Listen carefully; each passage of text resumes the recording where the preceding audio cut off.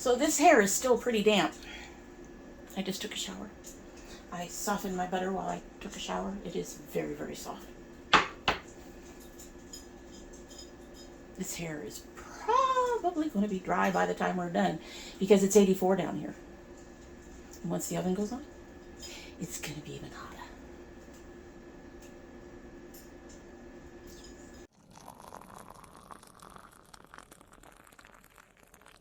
So hey folks, yes, it is baking time again. We are making something called brioche. You've seen them in the grocery stores, the brioche rolls for like hamburgers and stuff. I'm actually going to make more like a dinner roll. This particular recipe is supposed to make 2 loaves. However, I'm going to try to make 32 rolls with it. I thought about cutting it in half, but there's some things in here we can't cut in half. Anyway, so I have already pretty much gotten, you guys don't need to see all that. There we go. Gotten most of my measuring done. I'm pretty much ready to just start putting things together for the most part.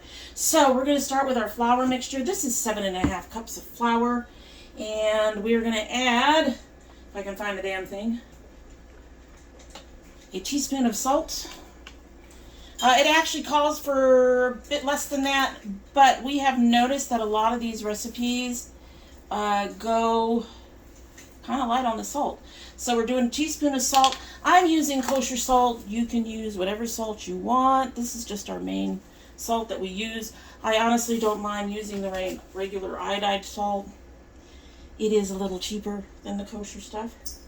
And then we have 3/4 cup of sugar because we have a 1/4 cup of sugar in with our yeast. We had a bit of a mishap with our yeast. I got the milk too hot and it killed my first batch. I was so unhappy. Anyway, so we're going to also add our sugar to our flour. There we go. And then, of course, we're going to whisk. Now, most of this particular recipe said to do it in a bread machine. In a mixer. I'm not going to do that. I'm going to go with my standard way of doing things. So I'm whisking this in. I'm taking my time at it because there is a lot of flour in here. And I want to make sure the salt and the sugar are fairly equal distributed. And you can't really tell because of the color. This recipe originally called for bread flour. I don't buy bread flour. It's a bit more expensive. I buy all-purpose. The only difference is going to be the texture. Bread flour makes a more chewy kind of dough, and all-purpose makes a more soft kind of dough. And I like soft bread. I'm not. Whoop, we are losing some of our mixture here. That's fine. That's all going to go in eventually. All right, we're still waiting on the yeast a little bit longer. I think that should do that up. As more flour goes over the edge. This is going to be fun. Okay. So there's that. Next, I have 6 eggs in here. They're all already broken up and in there. And I'm going to add a teaspoon of vanilla. Teaspoon of vanilla.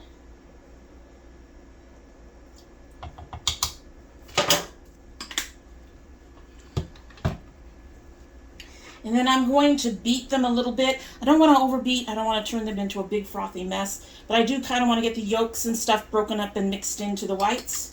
And the vanilla mixed in. So we're going to go in here with the idea to get these yolks all broken up and mixed in just a bit. I'm watching my yeast.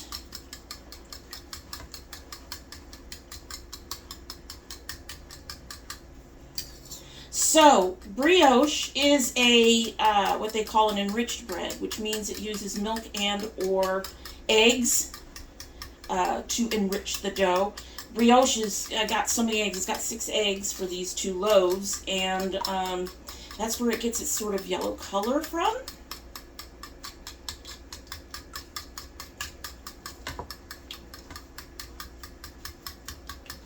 Okay, so I think that's pretty much mixed up. There's still some white showing, but that's all going to get taken care of. And my yeast is starting to do what the popping on top. I don't know if you can see it. I'm trying to, let me lift you up. If you can see, some of the bubbles are starting to pop. You see kind of holes in there. So we're going to go ahead and add our yeast and milk to our flour. Like that. That's what we're supposed to do first. Following my directions, mostly. I do some things a little different. Like I do for a lot of them I do the different things. So I added the yeast to the bowl. And then I'm going to go ahead, it wants me to go ahead and work that yeast in, but my eggs are ready to go. So I'm just going to go ahead and put my eggs in there now as well. I should have gotten a slightly bigger bowl for this. We are full, folks. Okay. So we've got the basics of our dough in there. The butter is going to go in while I'm kneading. So I'm going to go ahead and work these into the dough. Get our flour, get our stuff all worked in. I'm having to be a little gentle because, like I said, there's a lot of mixture in here compared to, yeah, I really should have gotten one of my bigger bowls. I should have gotten the bowl that I normally use for oiling, which isn't out yet, but I will take it out in a little bit. But just getting it worked in there, getting all of this started.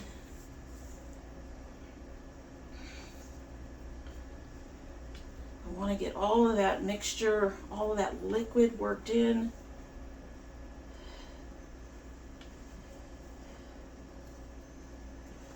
Gonna let it work in, gonna let it work in.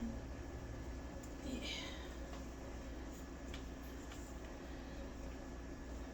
Eventually I'm going to get my hands in here. And I'm going to actually start my kneading in the bowl, which is something that you can indeed do. It reduces the amount of flour you have to add, really, or the amount of flour you do end up adding. Now this dough should be sticky because of all the butter and eggs, and that's hopefully going to help give it a light and fluffy texture. I had to think about how I was going to shape this dough before I decided how I was going to do it. I didn't want to do just regular old round rolls. So I'm going to be doing a take on something you've seen me do earlier.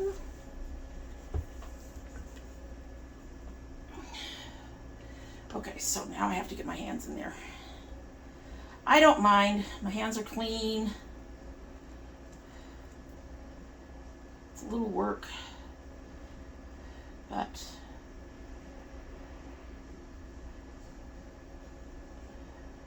I want to make sure I get as much of this off of here as I can.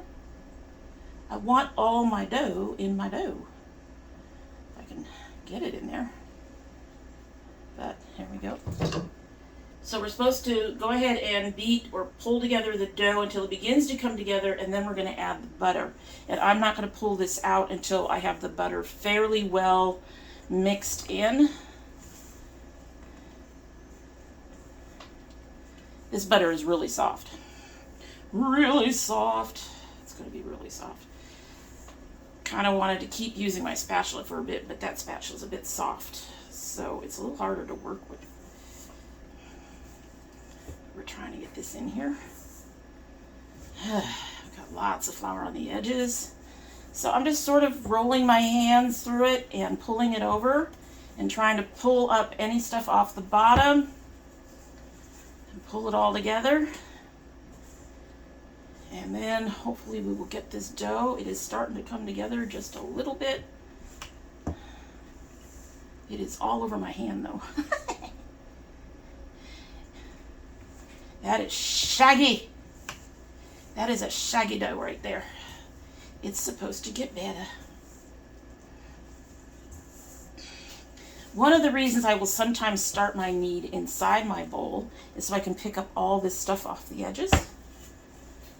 And also, like I said, you're putting less flour in because as soon as you put it down on here, you have to add more flour to to it because you're having to keep it from sticking to your board or your work surface. Alrighty. Okay. Yikes. Okay, so I'm just going to go ahead, and this is starting to come together fairly well. We're just going to go ahead and dump all of this really loose, soft, so you can see how soft it was, butter into this dough.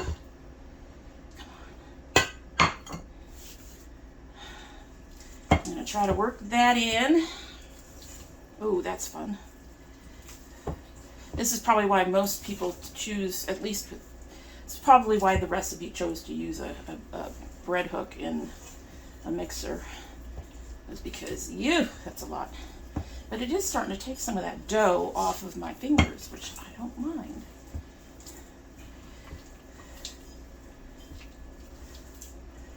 Oh boy. Working that in. Come on, we're working that in. This is a very different, wow, this is a lot. This is a lot, guys. That is a cup of butter that I put in there. This is a lot. Maybe next time I will try to use the mixer with this. I just prefer kneading by hand. This is just, not really coming together now that the butter is in here. I'm not sure what's up. Oof. Oof. Okay. It says,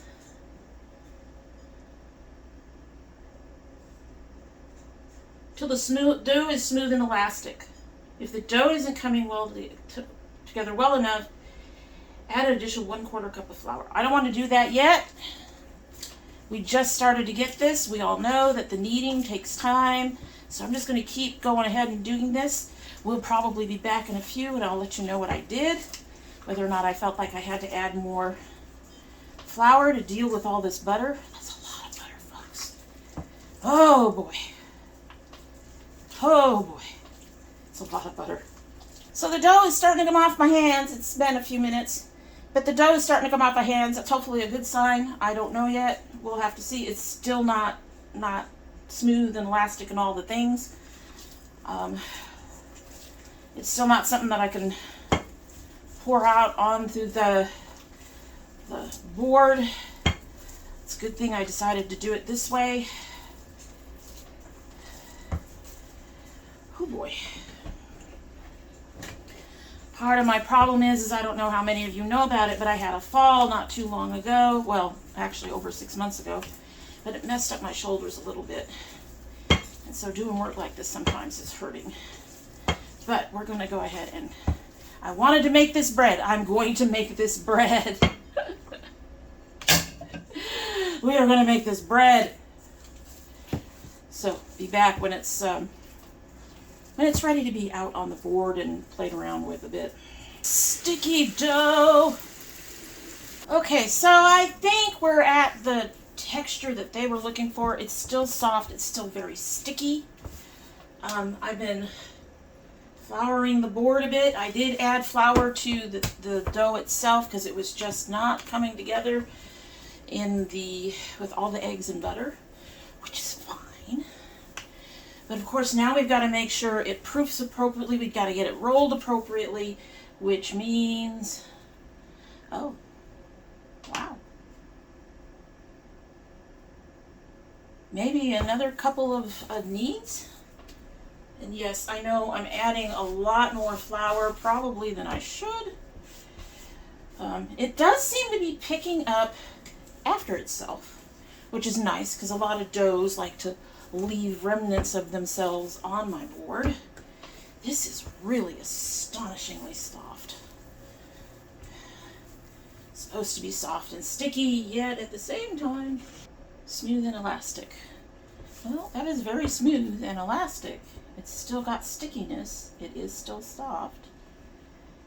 I have to keep reminding myself about it's picking shit up from it's picking itself up from the thing.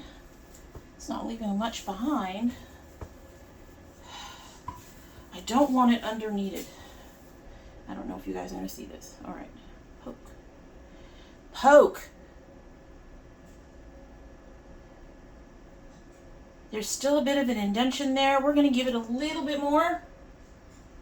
Tiny bit more of everything. Of all the love.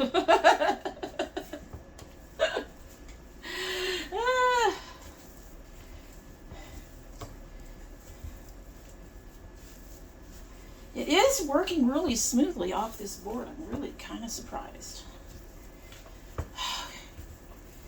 It is a harder dough to knead. I can see why a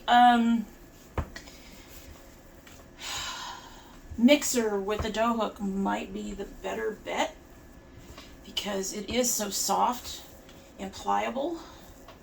So maybe the next time I make it, I will try that. I don't know.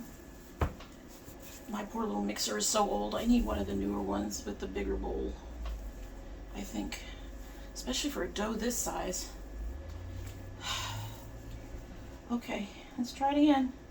She's kind of going back in place. Oh, that one came up right away. Okay, so we're going to say that this is done. I'm going to go ahead and put this mess in an oiled bowl and let it rise until it's doubled. They say doubled or tripled. I'm going to wait till it's doubled, and then we will come back and shape it. I'm kind of excited about that part. But we will see you again very soon. Okay, folks, so I decided instead of doing 32 rolls, I'm going to go ahead and do one loaf, and I'm going to show you how I prepare a loaf pan. And I'm going to go ahead and do the 16 rolls. And I did look up the dough and everything when I was waiting. I didn't look it up beforehand because I didn't realize the dough was going to be that loose. Apparently, yes, it is supposed to be that loose. And I learned some new ways to use this, and I'm going to try to show you in the future. But let me go ahead and finish putting together this loaf pan. So, I take parchment paper. It wants to come out. Now, you could do it this way, honestly, but there's just not a lot of length there. I want to get a lot of length there, so I'm going to take it out, and we're going to do a long piece of parchment. That's our starters. That sound in the background is our dishwasher, by the way. Okay, so now that I have my long piece of parchment, our dough is looking good. I'm going to put that over here too. I am going to fold my parchment over. This parchment is cool in that it has these lines you can use to help you straight lines. This is just store brand, I believe, or it might be Reynolds. I'm not sure. I'd have to look at it. I think that's the Reynolds, now that I'm looking at the picture. Alright, and then we're going to want to make sure that this fits inside up here. So, I'm going to take this, and I'm going to see it, and I'm going to fold it like that. Because I know that that's going to fit inside. It fits inside. With that as my marker, I now know where to take the rest of this fold. I'm going to go ahead and fold this one down first, because otherwise it'll get in my way. Again, I'm using the lines on my parchment to help guide me a little bit. And then I'm going to go ahead and fold this over. And I'm still using edges. Now, I do have a little bit over on my edge, so I'm going to see if that's going to fit inside here or if I need to narrow that. That'll fit inside. Okay, so the next thing I do is I push this down and I push it down to the corner here, down to this edge, fold that down real quick, and I do the same on the other side, fold that down real quick, and now I've got markers of where to fold it down to get it inside. And using my edge here, I can go ahead and do a very straight line on both ends. Now, why is this helpful? So a couple reasons. I don't have to sit here and butter and powder and do all that stuff on my pan. I have my parchment paper. And secondly, when that bread rises and is ready to go, I can just use these to lift it out. These are going to fold down when the dough is inside, and then when it's all baked, I can just use these to pull it up. It's really easy. Okay. Alrighty, let's let our dough out. Oh dear, it's stuck because I didn't have a whole lot of olive oil. Some of it is sticking, unfortunately. That is not good. Not what I wanted. It does come off pretty easily though, so. Yeah.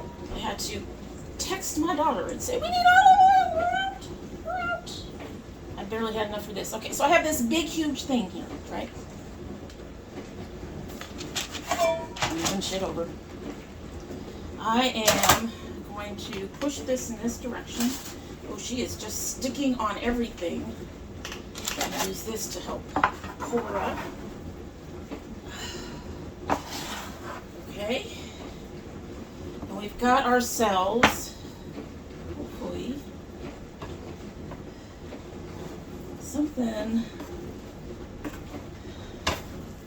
All right.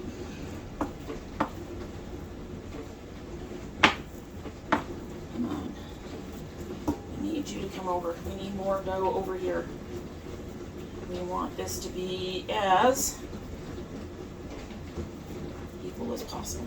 Not that it will be, unfortunately. All right, so I think that's about equal.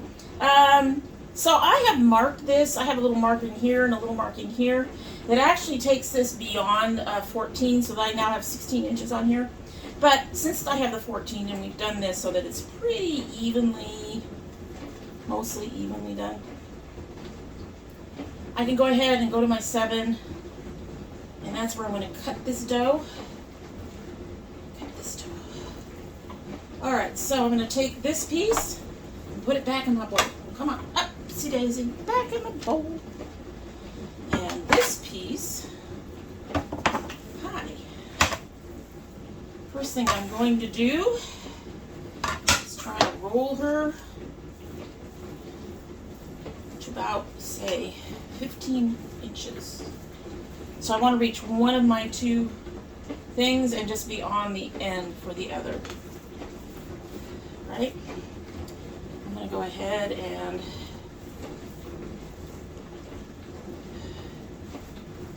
okay.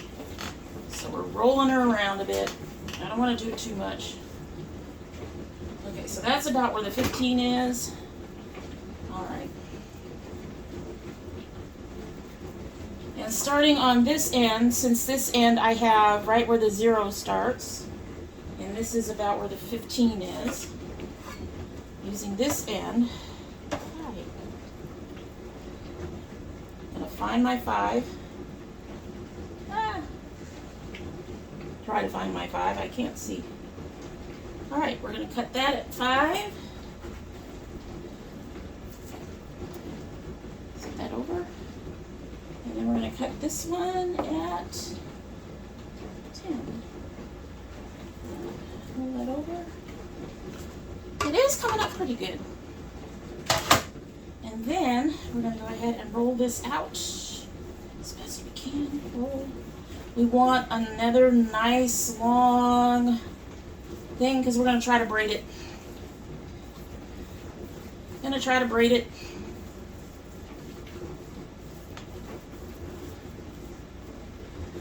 Long strands. It doesn't even give me a length. It just says long strands. You're not helpful. Some of us are not as good as others. Alright, but you do want the strands to be about the same size. So we're just going to go ahead and aim for 14. I'll move you over.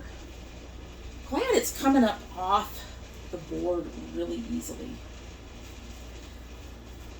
We're at 14, give or take. One side is a bit more narrow and the other side is a bit more wide. So I'm just going to take this, try to take some of that down to my narrow end, and then push that out of the way for now. All right, next one. I'm going to take the smaller end and make it my top. Hi. Okay. Oh, it's just so elastic. It's supposed to be like this. I'm tucking that under. There we go. It's supposed to have this much elastic. It's just very weird to work with. I'll be honest. It is really, really strange to work with. And over, tuck that under too. Okay. Now I'm going to tell you, my big problem with doing braids is I do not do tight braids. I do not know what it is. I'm not very good. But we're going to try. We're going to take this one over the top. Over the top. Okay. Move this over. And bring this over. Yeah. Moving this over some more. Over. My other idea may not work. See, the braid is not tight. My understanding is it gets better with practice.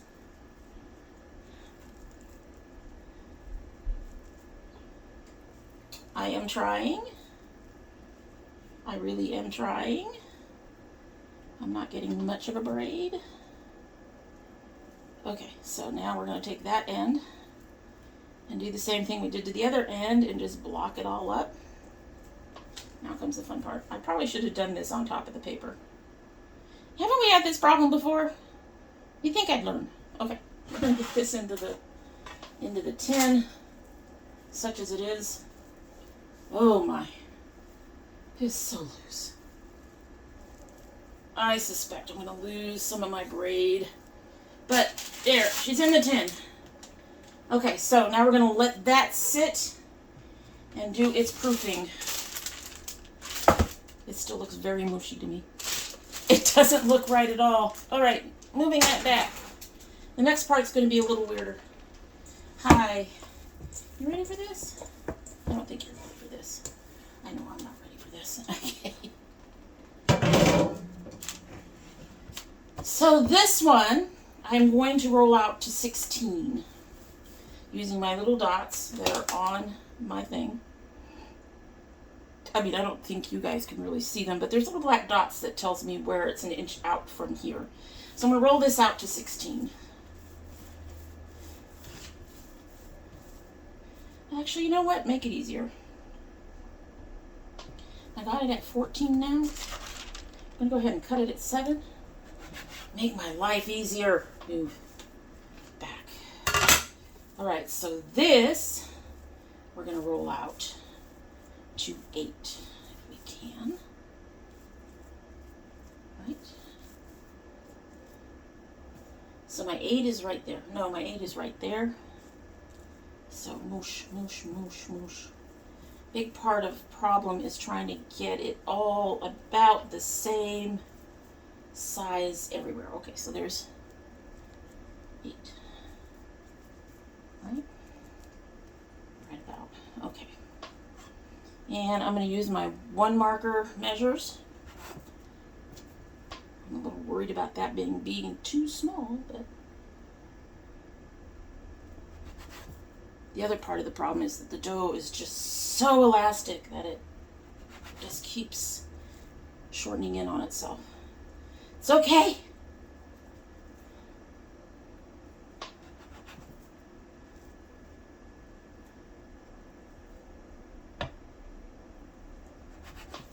All right.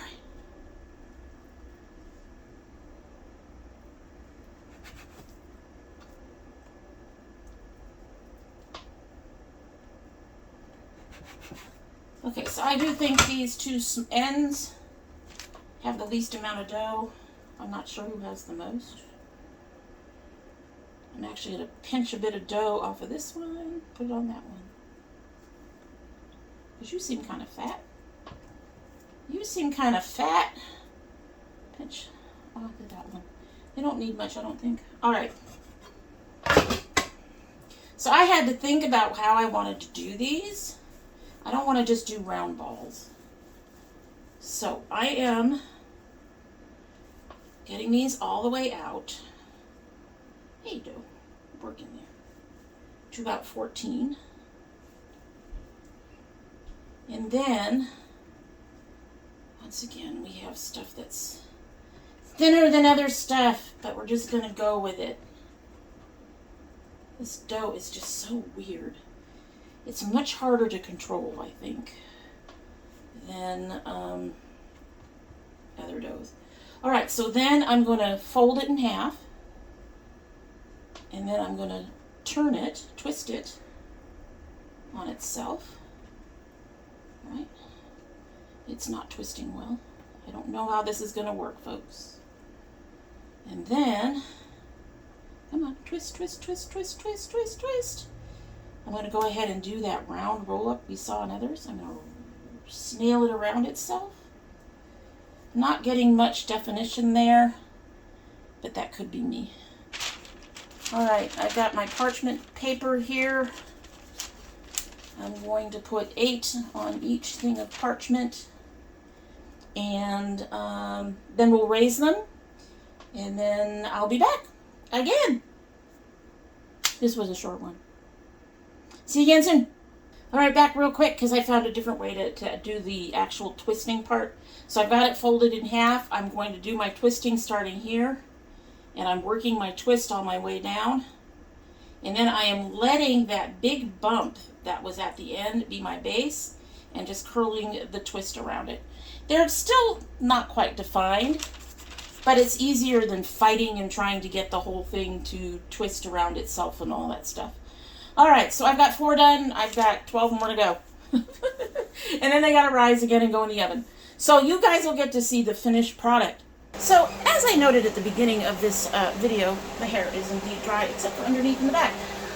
So a couple of things before my lovely taste tester gets to try the rolls. I do this every time. I failed to put the egg wash on, and on top of that my bread got a little dark. But I'm going to show you lifting this up and how easy it is to just take that right out. And then you can just set it down on your cooling thing, and there you go.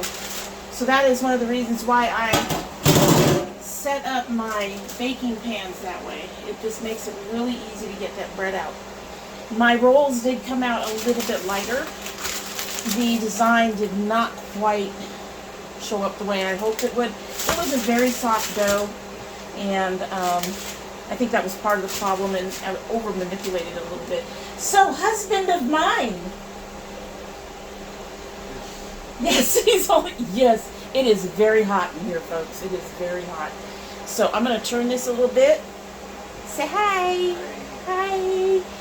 Pick one. He's going to grab his own. Okay. I'm going to open it up. I'm hoping it's fully baked. It looks fully baked. It has the spring back. Give it a taste. That's nice. Looks like a croissant. Almost, doesn't it? You do have to put a lot of butter in this, like you would a croissant, I think. I mean, a lot of butter. This one recipe for 2 loaves had a whole cup of butter in it. So, what do you think? It's good. It tastes like a brioche. I don't know if it needs more salt or not. Well, I doubled the salt in the recipe because I know that we usually have trouble with salt in recipes. But it's good and it tastes like a brioche. Oh, that's nice. And it's baked right, baked well. So this is going to be a little overdone then, just based on the color difference. But that was quite a thing. It really was quite a thing, honestly, to do. It really was. You should have seen the dough. It was just all so loose. And anyway, I did go into YouTube and discovered that there's a way to use that blade with the top on it to help with this particular kind of dough, because it is so loose, and it will help with some of the kneading and stuff that you do, the mixing the butter in and things like that. So that was a real lesson, but I didn't find that out until afterwards when I was concerned, because it was such a loose dough and I've never seen a dough that loose before. Right, so I looked it up afterwards and went, oh, okay, well, my consistency was about right. Now I know I can do this other thing instead too, so pretty proud. It's nice. Anyway, so that is it for the day, and we hope that if you like baking and cooking and geeky things and makeup here and there, that you will go ahead and like, share, and subscribe and do all those, YouTube-y things for us. Comment down below. And in the meantime, that's it. We hope you have a good one.